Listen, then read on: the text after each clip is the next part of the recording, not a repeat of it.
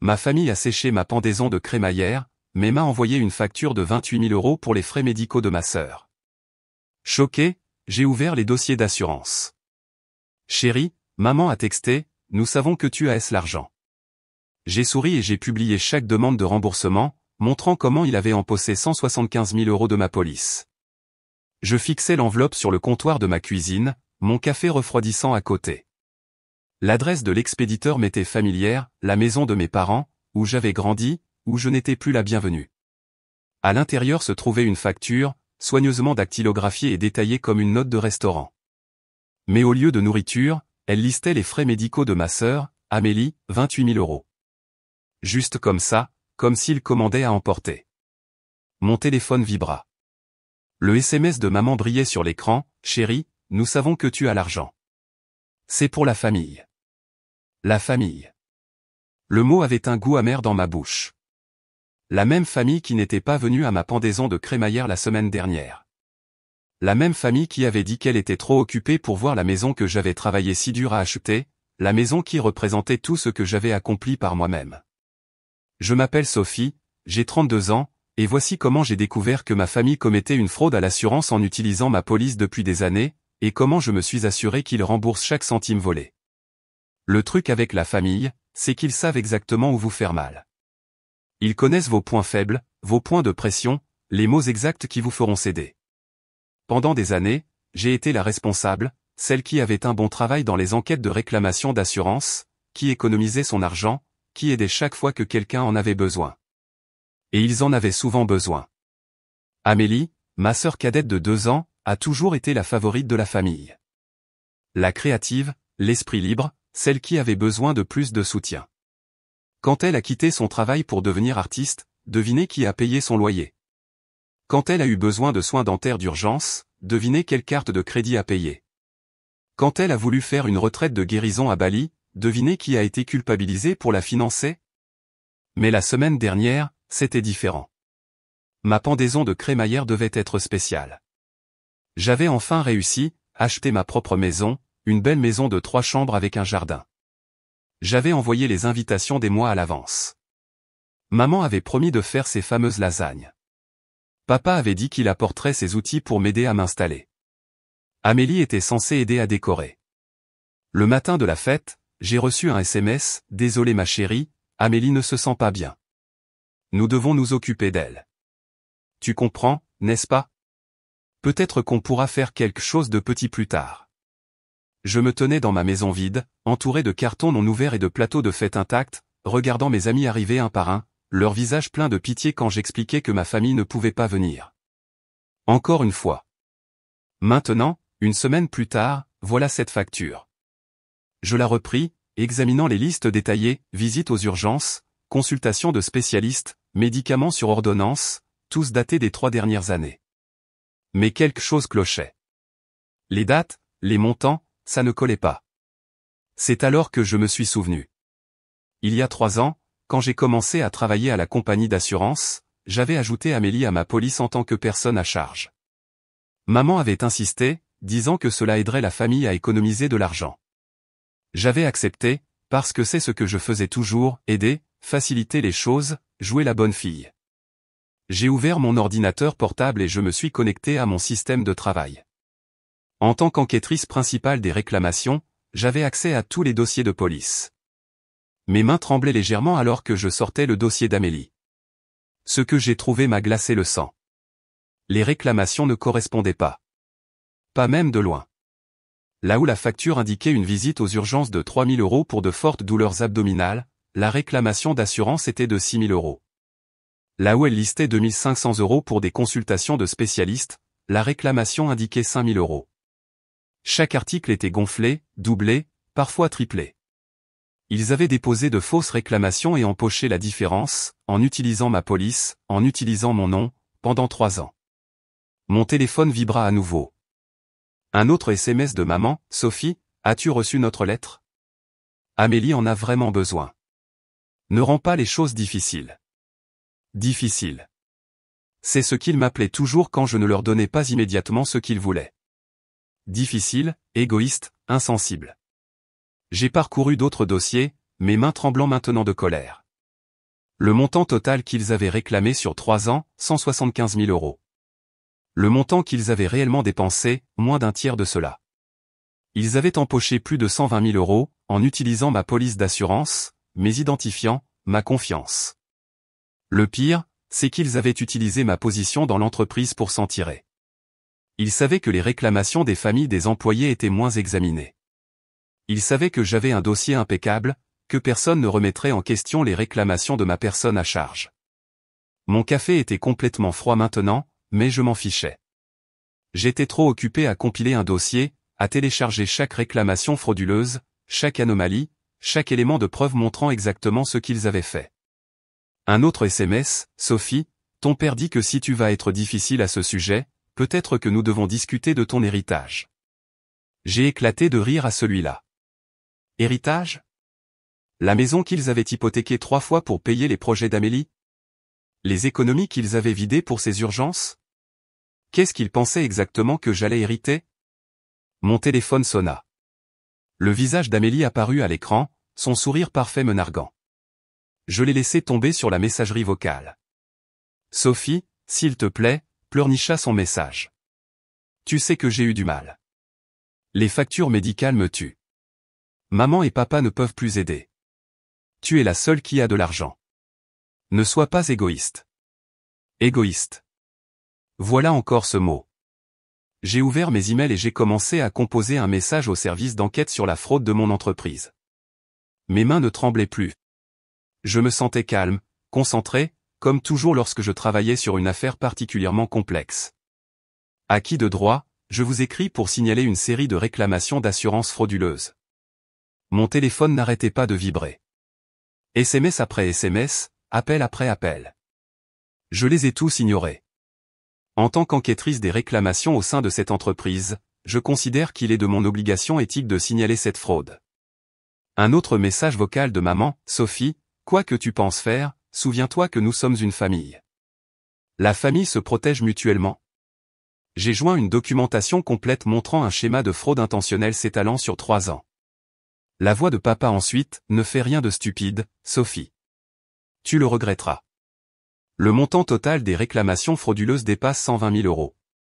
Amélie encore, tu es juste jalouse parce que maman et papa m'aiment plus. Tu as toujours été jalouse. J'ai terminé l'email, j'ai joint toute la documentation et j'ai placé ma souris sur le bouton « Envoyer ». Des années de conditionnement, d'être la bonne fille, la responsable, m'ont fait hésiter un instant. Puis je me suis souvenu de ma maison vide la semaine dernière, de la pitié dans les yeux de mes amis, des années de manipulation, du sentiment d'être utilisé, de les regarder me vider jusqu'à la moelle tout en prétendant que c'était pour mon propre bien. J'ai cliqué sur « Envoyer ». En quelques minutes, mon téléphone professionnel a commencé à sonner. Le chef du service des fraudes, Monsieur Martin, voulait me rencontrer immédiatement. J'ai accepté de venir, même si c'était dimanche. En conduisant au bureau, mon téléphone personnel n'arrêtait pas de vibrer. Il devait avoir senti d'une manière ou d'une autre ce que j'avais fait. Les SMS de maman devenaient désespérés, « Sophie, s'il te plaît, appelle-nous. Quoi que tu fasses, arrête. Nous pouvons en parler. » Le service des fraudes était calme un dimanche matin. Monsieur Martin attendait, le visage grave. « Sophie, ces allégations. Es-tu sûr de ça? » Je lui ai tendu mon téléphone, je lui ai montré la facture qu'il m'avait envoyée, les SMS, les menaces. J'ai ouvert mes relevés bancaires personnels, montrant comment ils m'avaient utilisé pendant des années. Ils utilisent ma position ici, ai-je dit, ma voix ferme. Ils utilisent ma confiance. Et ils doivent payer pour ça. Il a hoché la tête lentement, la compréhension se dessinant dans ses yeux. Cela signifiera une enquête officielle. Votre famille pourrait faire face à des accusations criminelles. Êtes-vous préparé à cela? J'ai pensé à ma maison vide, aux années passées à être le distributeur automatique de la famille, à les regarder louer Amélie tout en me traitant comme un compte bancaire avec des jambes. Oui, ai-je dit. Je suis préparé. Au moment où j'ai quitté le bureau, l'enquête était officiellement ouverte. Les téléphones de ma famille allaient vibrer maintenant, pas le mien. Avis officiel d'enquête, demande de documentation, avertissement concernant d'éventuelles poursuites pénales. Je suis rentré chez moi, dans ma belle maison vide. En arrivant dans l'allée, je les ai vus, maman, papa et Amélie, debout sur mon porche. Maman pleurait, papa avait l'air furieux, et Amélie.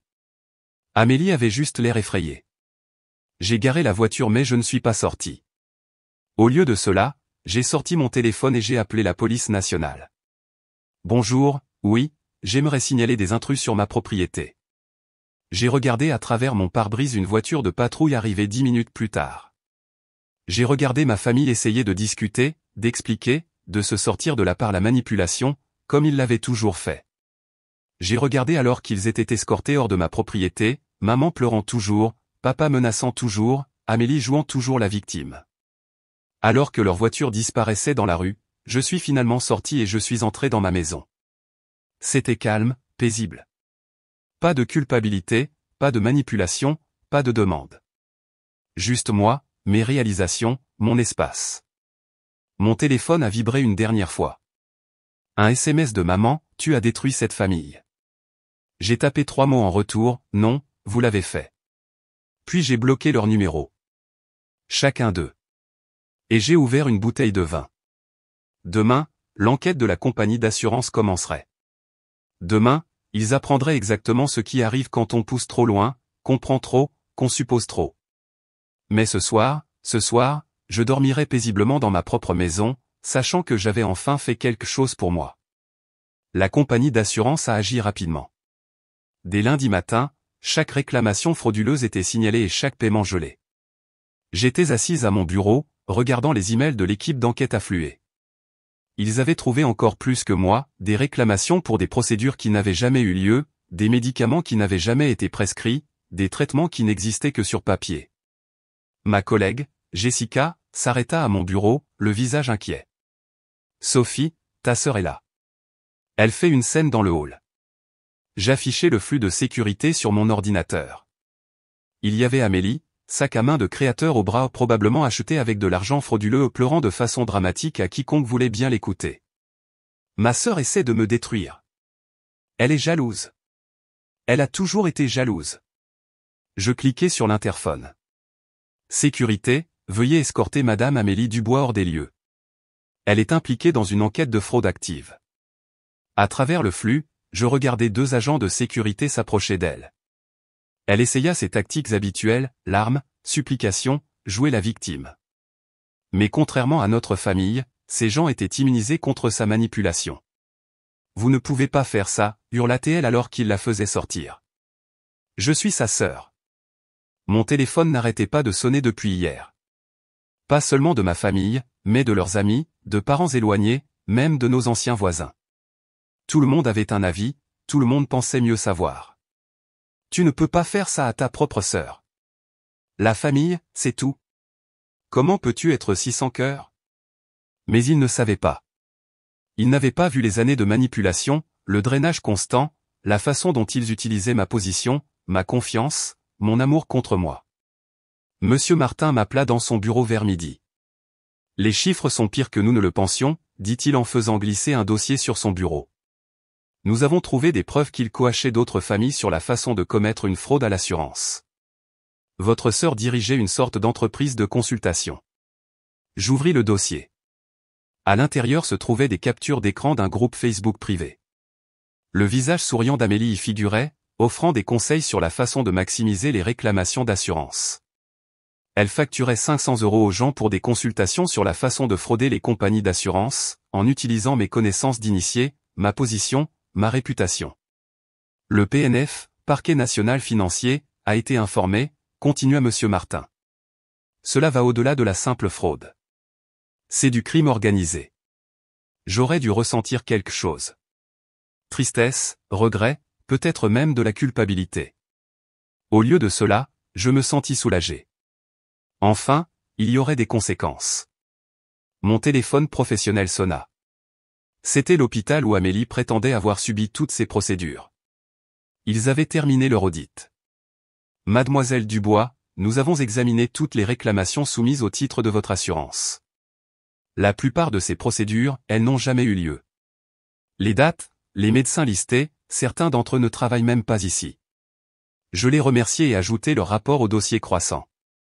Chaque élément de preuve était un autre clou dans le cercueil que ma famille s'était construit. Vers 15 heures, papa se présenta. Contrairement à Amélie, il ne fit pas de scène. Il se dirigea directement vers le bureau de la sécurité et me demanda. Je le regardais à travers le flux de sécurité alors qu'il se tenait là, l'air plus vieux que je ne l'avais jamais vu. Une partie de moi voulait descendre, expliquer, lui faire comprendre.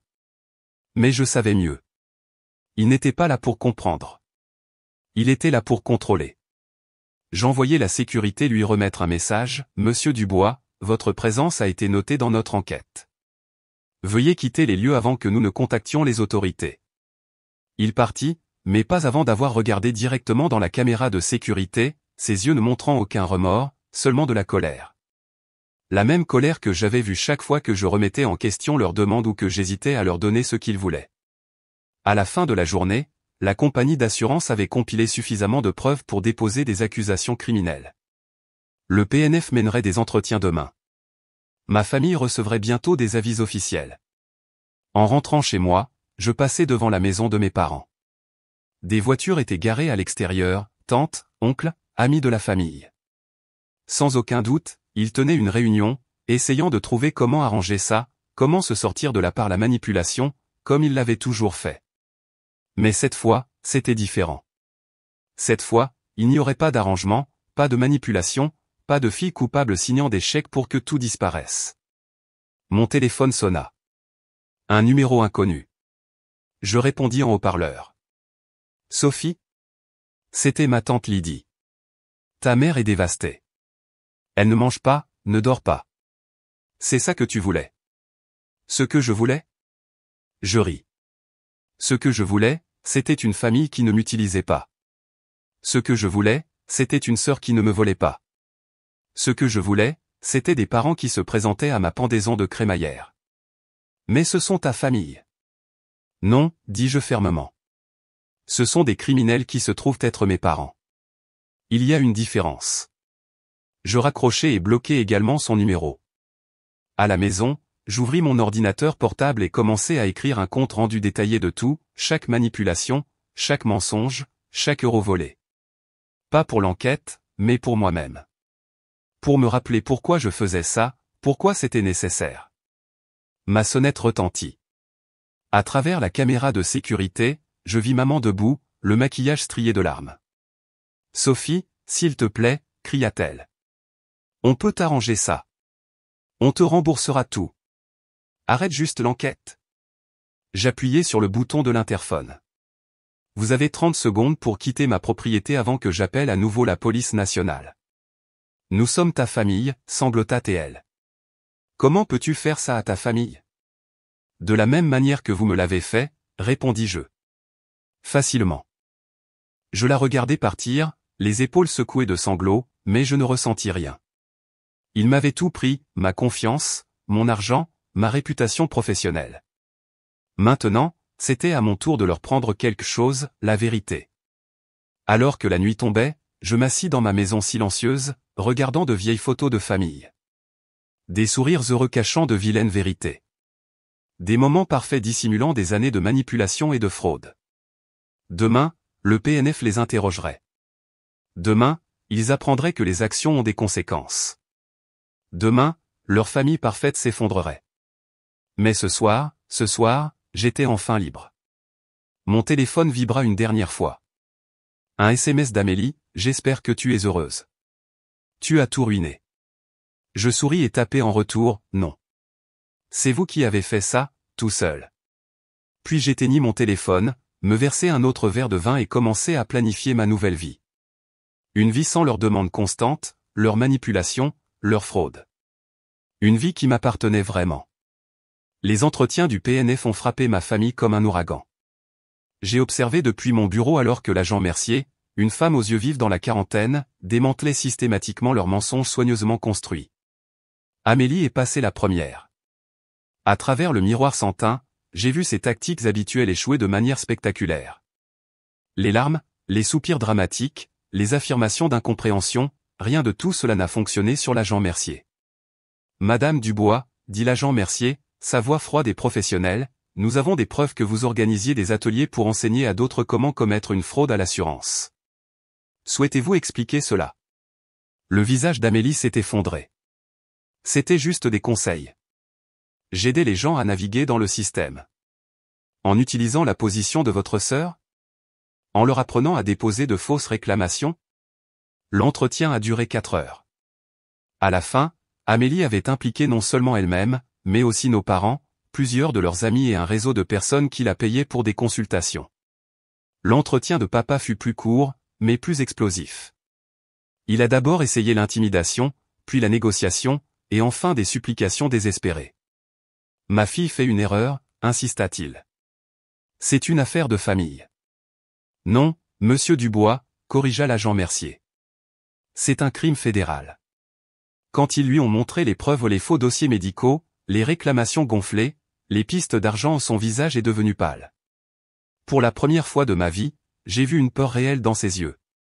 L'entretien de maman fut peut-être le plus révélateur. Elle a craqué presque immédiatement, mais pas de culpabilité. Elle était en colère. Sophie nous doit ça, sanglota-t-elle. Nous l'avons élevée, nous lui avons tout donné. Elle avait le devoir d'aider sa sœur. En vous permettant de commettre une fraude, demanda l'agent Mercier.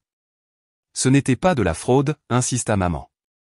C'était la famille qui aidait la famille. Mais les preuves racontaient une histoire différente. Les relevés bancaires montraient qu'ils vivaient bien au-dessus de leurs moyens depuis des années, vêtements de marque, vacances de luxe, restaurants chers, tout financé par des réclamations d'assurance frauduleuses faites au titre de ma police. À la fin de la journée, l'agent Mercier avait suffisamment d'éléments pour de multiples inculpations. Elle m'appela dans son bureau pour me mettre au courant. Le réseau de fraude de votre famille va plus loin que nous ne le pensions initialement, expliqua-t-elle en étalant des photos sur son bureau. Votre sœur n'enseignait pas seulement aux gens comment commettre une fraude, elle prenait un pourcentage de leurs réclamations réussies. Les photos montraient Amélie lors d'ateliers tenus dans des salles de conférences d'hôtels, enseignant à d'autres comment manipuler le système. Mon système. Mon entreprise. Nous envisageons des peines de prison importantes, continua l'agent Mercier. Vos parents pourraient écoper de jusqu'à 15 ans. Votre sœur, compte tenu de son rôle d'organisatrice, pourrait écoper de plus. J'aurais dû ressentir quelque chose. Tristesse, regret, n'importe quoi. Au lieu de cela, je me sentis étrangement paisible. La nouvelle se répandit dans notre communauté comme une traînée de poudre. Les gens qui m'avaient traité de sans-cœur se turent soudainement lorsque les détails émergèrent. Ceux qui avaient bénéficié des ateliers d'Amélie commencèrent à supprimer des publications sur les médias sociaux, essayant de se distancier. Mais c'était trop tard. Le PNF avait tout. Ce soir-là, en quittant le travail, je trouvai tante Lydie qui m'attendait près de ma voiture. Ils vont les arrêter demain, dit-elle, la voix tremblante. Ils vont les emmener menotter. C'est ça que tu voulais. Je la regardais vraiment. Elle avait toujours été la plus grande complice de maman, défendant toujours leurs actions, me poussant toujours à donner plus. Ce que je voulais, dis-je doucement, c'était une famille qui ne me voyait pas comme un distributeur automatique. Ce que je voulais, c'était une sœur qui ne me volait pas. Ce que je voulais, c'était des parents qui se présentaient réellement quand j'avais besoin d'eux. Mais la prison. Murmura-t-elle. Ce sont ta famille. Non, la corrigeai-je. Ce sont des criminels qui se trouvent partager mon ADN. Et les criminels font face aux conséquences. Je montai dans ma voiture et rentrai chez moi, la laissant debout sur le parking. À la maison, je trouvai ma boîte aux lettres pleine de lettres. Des cartes d'anciens amis de la famille exprimant leur déception envers moi. Des lettres de parents me disant que je faisais une énorme erreur. Même un mot de mon ancienne catéchiste me demandant comment je pouvais faire ça à ma propre chair et à mon propre sang. Je les jetai toutes au recyclage sans les ouvrir. Mon téléphone vibra. Un SMS d'Amélie, ils viennent nous arrêter demain. C'est ta dernière chance d'arrêter ça. S'il te plaît, Sophie. On peut trouver un arrangement. J'ai pensé à ma pendaison de crémaillère vide, aux années de manipulation et de vol, à la façon dont ils utilisaient ma position, ma confiance, mon amour contre moi. J'ai tapé en retour, vous avez eu des années de chance. Vous avez choisi la fraude à la place. Au revoir, Amélie. Puis j'ai ouvert mon ordinateur portable et j'ai commencé à écrire un email à tous les membres de notre famille élargie et de notre cercle social. Ils méritaient de connaître la vérité. Pas la version manipulée que ma famille avait répandue, mais la vraie histoire. J'ai joint des documents, des registres, des preuves d'années de fraude. La preuve de la façon dont il m'avait utilisé, volé, trahi ma confiance. Il ne s'agit pas de famille, écrivis-je. Il s'agit de crime. Et les criminels font face aux conséquences, quel que soit leur ADN. J'appuyai sur envoyer et fermai mon ordinateur portable.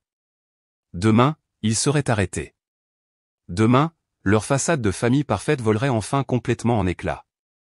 Mais ce soir, je dormirai paisiblement, sachant que je m'étais enfin défendu. Ma sonnette retentit une dernière fois. À travers la caméra de sécurité, je les vis tous les trois, maman, papa et Amélie, debout sur mon porche. « Sophie, s'il te plaît », cria maman. « On peut arranger ça. On te remboursera tout. » J'appuyai sur le bouton de l'interphone. « Quittez ma propriété maintenant, ou j'appelle la police nationale. C'est votre seul avertissement. »« Tu ne peux pas nous faire ça », hurla Amélie. « Nous sommes ta famille. »« Non », dis-je fermement. « Vous êtes des criminels. Et demain, tout le monde le saura. » Je les regardais partir, les épaules affaissées de défaite. Pour la première fois depuis des années, ils ne pouvaient pas se sortir de là par la manipulation, ne pouvaient pas me culpabiliser pour réparer leurs problèmes. Demain apporterait des arrestations, des inculpations, l'effondrement final de leur monde frauduleux. Mais ce soir, j'étais enfin, vraiment libre. 5 ans ont passé depuis ce jour. Les arrestations ont fait les gros titres locaux, réseau familial de fraude à l'assurance démantelé par la fille lanceuse d'alerte. Les procès ont été rapides, les preuves accablantes. Amélie a écopé de 12 ans, et maman et papa de 8 chacun. Le PNF a récupéré la majeure partie de l'argent, bien qu'une partie ait été dépensée pour leur style de vie somptueux. J'ai gardé la coupure de journal, non par rancune, mais comme un rappel. Un rappel que se défendre n'est pas une trahison, c'est de la survie. Aujourd'hui, je suis assise dans mon jardin, la même maison qu'ils avaient refusé de visiter pour ma pendaison de crémaillère. Mais c'est différent maintenant. Les pièces vides sont remplies de paix au lieu d'attente. Le silence ne contient aucune culpabilité, seulement du contentement. Mon téléphone vibre. Un message de l'agent Mercier, les clients consultants d'Amélie sont toujours poursuivis. Le réseau de fraude était plus vaste que quiconque ne l'imaginait. Certains jours, je me demande combien de familles ils ont appris à voler, combien d'autres ils ont corrompu avec leur cupidité. La semaine dernière, j'ai reçu une lettre de maman de prison. La même écriture fluide, la même manipulation émotionnelle. Nous sommes toujours ta famille, Sophie. Quand nous sortirons, nous aurons besoin d'aide pour recommencer. Tu es tout ce que nous avons. Je n'ai pas répondu. Certaines leçons, ils ne les apprendront jamais. Papa n'a pas écrit. Sa fierté ne le lui permet pas. Mais j'ai entendu par des parents qu'il dit à tout le monde que je les ai trahis, que j'ai choisi l'argent plutôt que la famille. Il ne mentionne pas la fraude, le vol, les années de manipulation. Dans leur histoire, je suis toujours la méchante. Amélie écrit tous les mois, chaque lettre un chef-d'œuvre de manipulation. Elle a changé, elle est désolée, elle a appris sa leçon. Mais entre les lignes, je peux toujours lire la vérité, elle est désolée de s'être fait prendre, pas désolée de l'avoir fait. Ma vie a avancé. J'ai été promu au travail, ma révélation du réseau de fraude m'a valu le respect dans l'industrie. Je me suis fait de vrais amis, des gens qui se présentent non pas parce qu'ils veulent quelque chose, mais parce qu'ils tiennent à moi. Le mois dernier, je me suis marié. Une petite cérémonie dans mon jardin, entourée de gens qui m'aiment pour qui je suis, pas pour ce que je peux leur donner. Mon mari connaît mon histoire. Il comprend pourquoi je vérifie chaque document financier 2 fois, pourquoi je tiens des registres si soigneux. La veille de mon mariage, tante Lydie a appelé. Il devrait être là, dit-elle. Ce n'est pas bien de se marier sans sa famille. J'ai une famille, répondis-je. Une vraie famille. Des gens qui ne me volent pas, qui ne m'utilisent pas, qui se présentent quand ils disent qu'ils le feront. J'ai raccroché avant qu'elle ne puisse répondre. Parfois, tard dans la nuit, je regarde de vieilles photos de famille. Non pas avec regret, mais avec clarté. Derrière chaque sourire se cachait un stratagème. Derrière chaque étreinte se trouvait une main cherchant mon portefeuille. Ce n'était pas de l'amour, c'était de l'exploitation déguisée en obligation familiale. Ma sonnette retentit. À travers la caméra de sécurité, je vois un livreur avec des fleurs. La carte indique « Joyeux anniversaire Sophie.